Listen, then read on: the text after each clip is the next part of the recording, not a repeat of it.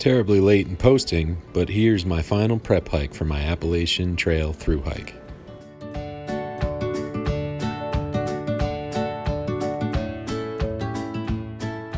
Good morning, Chris here, out on one of my final preparation hikes for my Appalachian Trail through hike.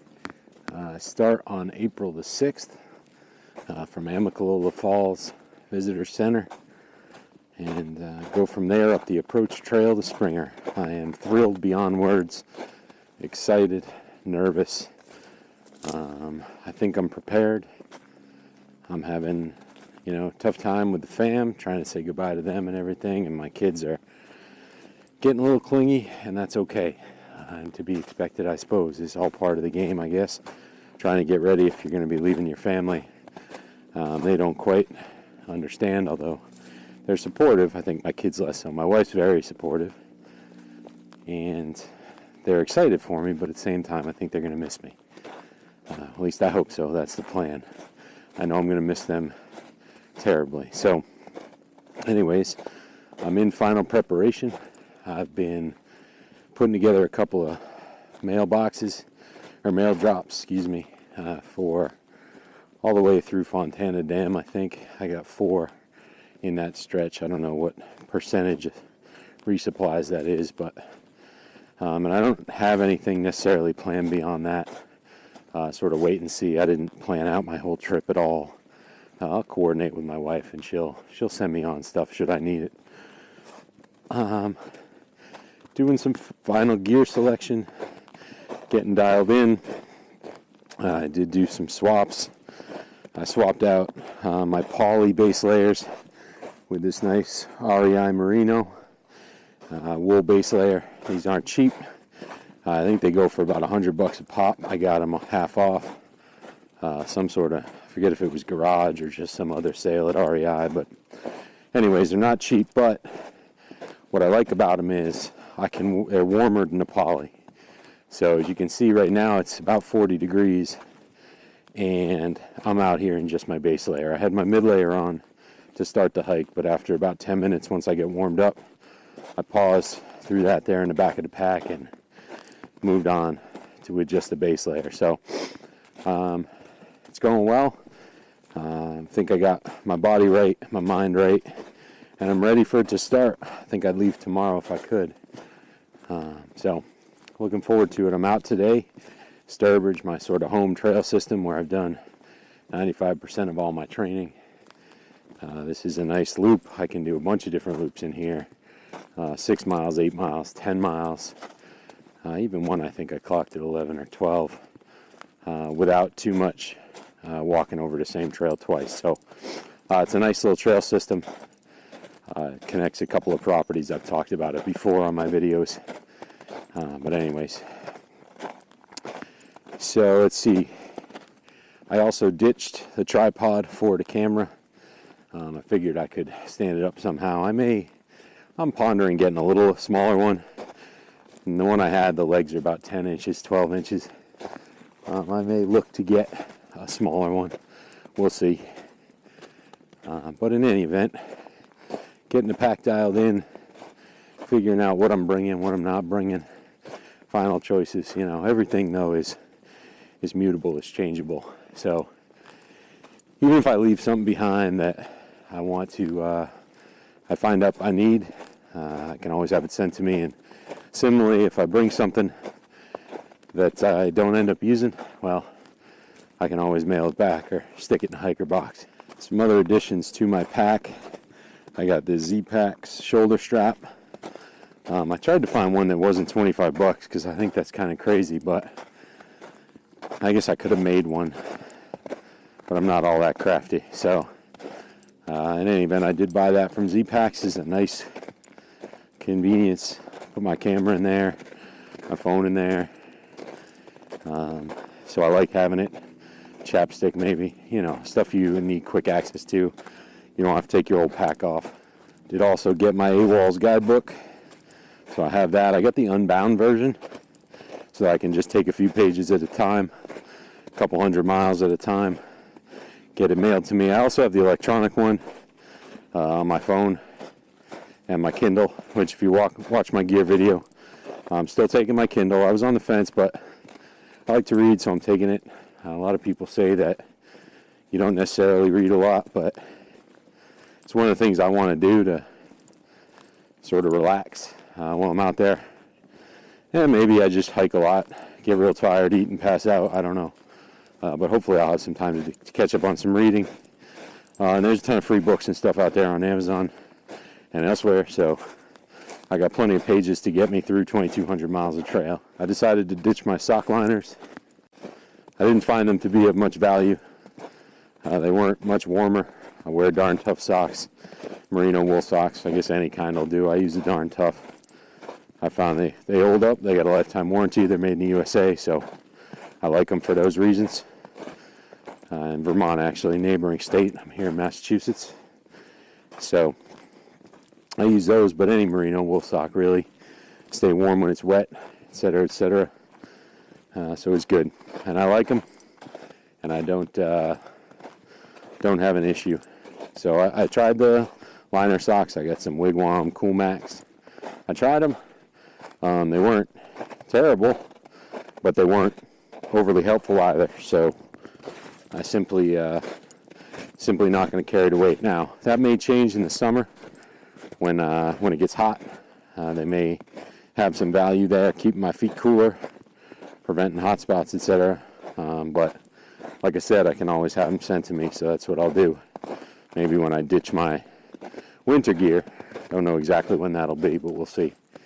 It's been really snowy out there in the mountains. I've seen pictures as early as yesterday.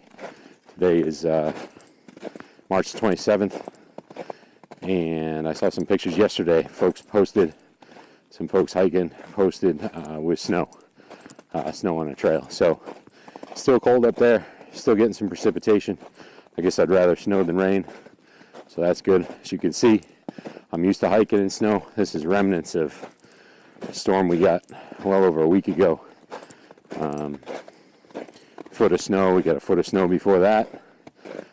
So, it's packed down here. It's pretty easy walking.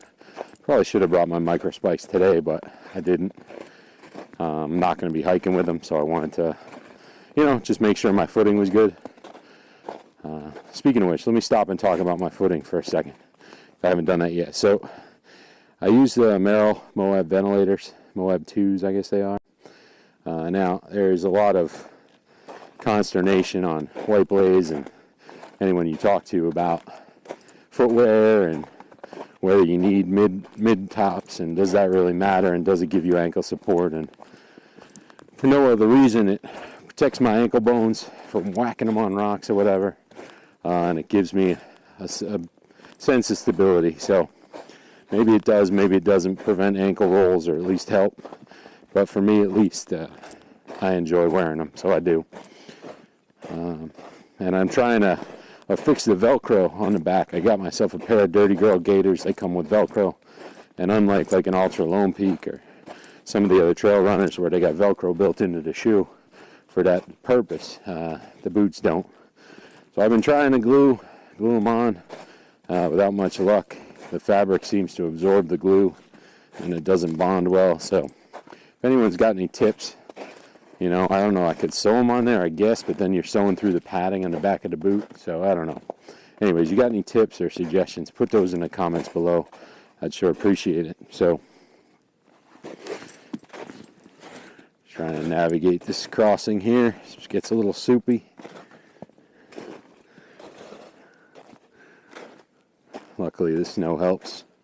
When it's middle of winter, that gets frozen over and you just walk straight through, but drainage isn't good on the trail right there, so it's kind of muddy and soupy and gross. So we'll go around a little bit. So I got my flight booked early morning, Boston to Atlanta, 6 a.m. Got to arrange a shuttle from my house to the airport because, of course, I can't drive. That would be some long-term parking. I'm not going to make the family get up at 3 in the morning to drive in. So I got to arrange that, and I got to arrange a shuttle from North Springs, MARTA, up to Amicalola Falls. I I landed like 9:20 in Atlanta. I don't know when that puts me to North Springs, but from that point on, I got to get that shuttle. So I'll probably call around this week, get that all arranged. If you want to split one, or you know somebody, put a comment down below, reach out to me. So I'd be happy to do that, cut down on some cost. But, you know, I'm excited. I want to get up there and I want to start walking white blazed miles. I love my little trail system, but it isn't the challenge in front of me. I've probably been over these trails, this route, 150, 200 times in the last year and a half. And, well, it's getting kind of monotonous. I want to get out on some new trails, some Appalachian trail. So we shall see.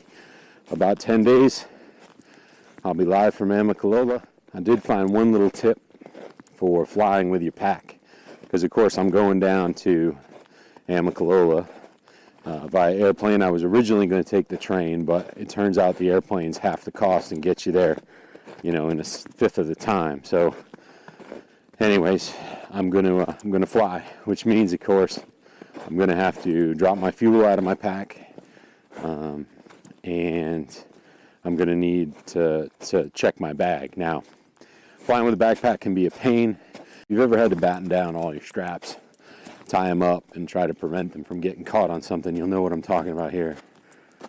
But it can be a royal pain. Now, I found a bag at IKEA for $5. And I know it's available online. I think shipping was like $9 or something. I'll put a link down below. Anyways, this bag is made out of the same material as like a blue tarp that you'd buy at Walmart or something. Same sort of material. It doesn't weigh anything. I mean, it's a cheap bag, but it's 20 gallons inside, shaped like a big rectangle, three-dimensional, of course. And it fits my Atmos 65 perfectly. I can zip it closed in there, shove everything in there, and there's enough room around it for poles and everything else. So I highly recommend that. It's $5. You put your pack inside of it, all of a sudden all the straps are tucked away and done. You don't have to mess with your straps. You don't have to readjust them on the other side. They're right where you like them.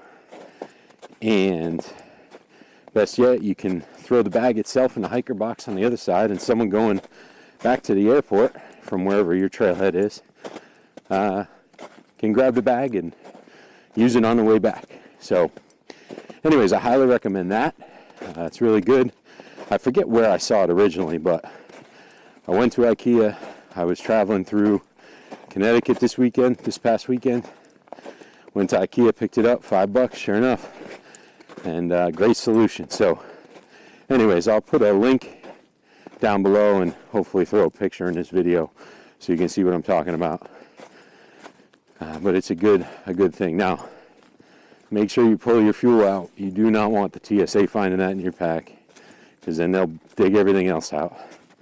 So I got to remember. I think I said that as much for myself as for you guys, because I got to remember to do that. I hope you enjoyed this video talking about my late stage prep for the Appalachian Trail Thru Hike.